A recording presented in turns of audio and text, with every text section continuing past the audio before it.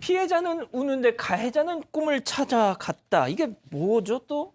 일단 사건 내용 먼저 설명드리겠습니다. 제주 지역에 사는 한 남성 고등학생이 지난해 일어난 일인데 알고 지내던 이 여성 후배 학생을 협박해서 신체 일부분이 담긴 노출된 사진과 영상을 전달받았고요. 이걸 알고 지내던 친구들에게 또 유포를 했습니다. 어디서 많이 보던 범죄 형태죠. 상당히 그러네요. 중한 처벌을 받게 되는 그 성착취물 제작 및 유포 위반 혐의인데 모두 이제 6명이 연루가 됐고 이 제주도 내 중고등학생이었는데 이 6명이 모두 재판을 받게 됐습니다. 피해자는 상당한 정신적인 충격을 받고 극심한 트라우마를 겪고 있는 것으로 알려졌습니다. 자, 그런데 가해 학생 중 한 명이 법정에 나오지 않았어요. 왜 안 나온 겁니까? 네, 한 언론에서 내용을 밝혔습니다. 지역 언론이 불출석 사유서를 변호인이 어떻게 냈는지 공개를 했는데요.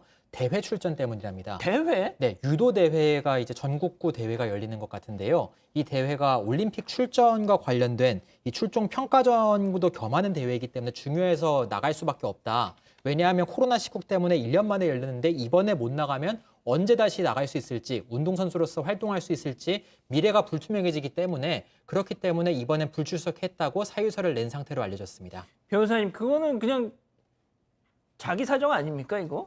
정말 개인적인 사정이죠. 그러니까 불출석 사유서를 형사재판은 원칙적으로 피고인이 자리를 비운다는 게 있을 수가 없고요. 아, 그럼요. 불출석 사유서를 냈을 때 진짜 없다라면 뭐 몸이 갑자기 시술을 한다거나 아니면 정말로 뭐 상을 당한다거나. 그렇죠. 가까운 분의 상이라든가 이런 그야말로 불가피한 사정인 거지. 이거는 그냥 개인의 어떻게 보면 이득인 거죠. 어떻게 보면. 그렇기 때문에 저런 사유를 들어서 재판 안 받을 거로 치면 안 나올 사람들 절반은 넘을걸요? 아, 당연하죠. 저 회사 가야 되는데요? 아, 그것도 그럼요. 그렇지 않습니까? 예.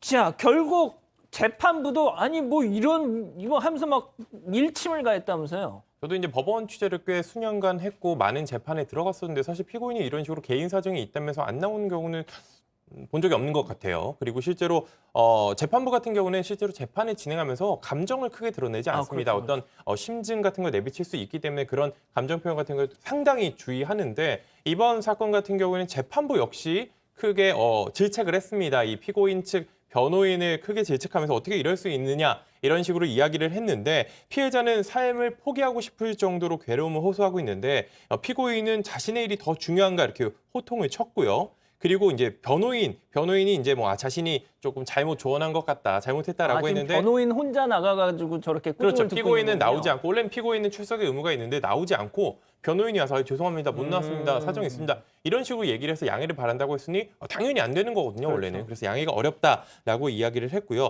다른 피고인들의 이제 부모님들도 있었습니다. 그래서 다시 얘기하면서 이 소년범이라 구속되지 않을 것 같아 이런 행동을 하는 거냐. 오. 다음에도 이런 일이 있으면은 내가 구속시키겠다. 사실 재판 중에도 이제 구속영장을 재판부에서 발부하면 구속시킬 수가 있거든요. 그렇죠. 그래서 상당히 어떻게 감정을 조금 드러내면서 호통을 친 상황인데 그래서 결국 이 피고인 한 명이 불출석하면서 공판 진행되지 않고 결국 기일을 변경했습니다. 자, 소장님 일단 딱 정리하면 이겁니다. 피해자는 지금 트라우마에 시달려가지고 정상 생활을 지금 못 하고 있어요.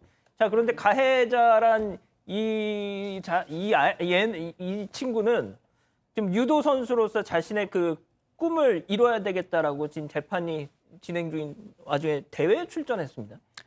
네. 그러니까 일단 심적으로는 가해자가 피해자를 조금도 공감하지 못하고 철저하게 자기애적으로 움직이는 건 맞는 거죠.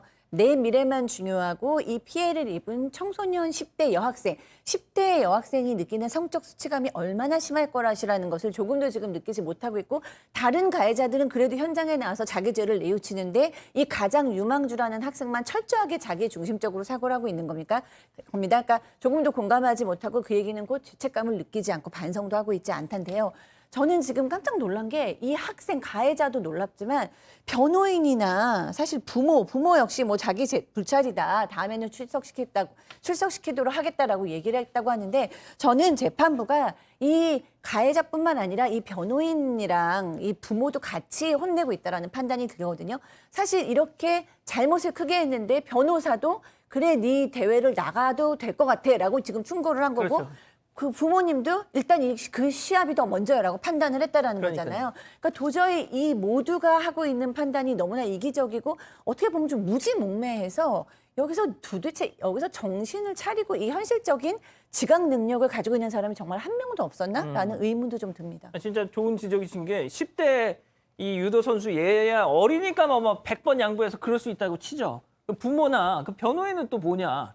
자, 그런데 말이죠, 변호사님. 재판부가 이 소년범이라고 해서 내가 뭐 구속 안 시킬 줄 알아 하면서 이 법정 구속을 예고했다는데 이건 어떤 의미일까요? 재판부 입장에서도 너무 그러니까 아까 말씀하신 것처럼 이 기자가 얘기한 것처럼 심증을 드러내는 거는 자제를 해야 하는데 너무 말도 안 되는 행동을 했다라는 거죠. 이 재판이 더군다나 왜 열렸냐면 이 원래는 그냥 선고를 해도 되는데 선고를 해서 그냥 법정 구속이 아니라 징역형을 선고를 해도 되는데 피해자의 용서를 구해봐라라면서 한 번 재판 기회를 더 준 겁니다. 그래서 새롭게 열린 재판인 거예요. 원래 안 해도 되는 재판이에요. 뭐 한 번 용서 한번 빌어서 용서를 받아보면 내가 그걸로 선처해주겠다 기회를 줬는데 용서는 안 받고 재판은 안 나와버린 거예요. 대회 나가고 버리고. 예. 그럼 얼마나 판사 입장에서도 이게 무슨 일이야 싶을 거 아니겠습니까? 그 말씀을 하신 거예요. 아니 그럼 다른 가해 학생들은 어떻게 됐어요? 5명 정도 더 있는데요. 그중에 4명은 피해자와 합의를 했습니다. 이 합의한 사람들은 이제 구형이 내려졌어요. 구형이 이제 소년범이라서 단기 2년, 장기 3년 정도의 실형을 구형받은 것으로 알려졌습니다. 그러니까 일단 다음 재판에서 선고를 받을 수 있는 상태인데 한 명은 아직 합의를 못했어요. 합의 못한 한 명과 불출석한 한 명, 이 피고인은 같이 다음 재판에서 다시 재판을 받아야 됩니다.